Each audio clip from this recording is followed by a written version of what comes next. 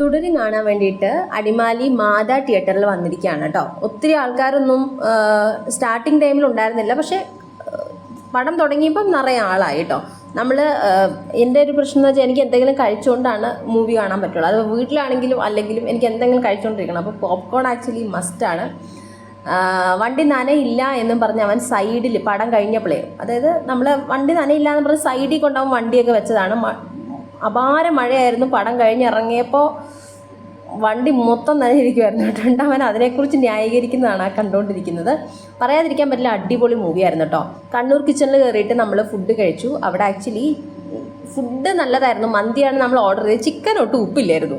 എനിക്കറിയില്ല അതെന്താന്ന്, പക്ഷെ നല്ല വിശപ്പുണ്ടായിരുന്നു. നമ്മൾ 2 മണിയുടെ ഷോയിൽ കയറി ഫുഡ് കഴിക്കാണ്ട് വീട്ടിൽ നിന്ന് പോയി 5 മണി കഴിഞ്ഞപ്പോഴാണ് ഇറങ്ങി വന്ന് ഫുഡ് കഴിക്കുന്നത്. അപ്പോൾ നമുക്ക് എന്തായാലും വിശക്കില്ല. സോ നമ്മൾ ഭക്ഷണം കഴിച്ചു നന്നായിട്ട്, പക്ഷേ ഉപ്പില്ലായിരുന്നു. പിന്നെ നമ്മൾ പറയാനൊന്നും നിന്നില്ല. അത് അവർക്കും എന്തെങ്കിലുമൊക്കെ ചില ദിവസങ്ങളിൽ എന്തെങ്കിലുമൊക്കെ മിസ്റ്റേക്ക് പറ്റാമല്ലോ. അപ്പോൾ അങ്ങനെയാണെന്ന് വിചാരിച്ച് നമ്മളതങ്ങ് വിട്ടു. ബട്ട് ബാക്കിയെല്ലാം അടിപൊളിയായിരുന്നു കേട്ടോ. ഇതുവരെയും കാണാത്തവരെ ഉറപ്പായിട്ടും പോയി കാണാൻ അടിപൊളി ഒരു പടമാണ് കേട്ടോ. എനിക്ക്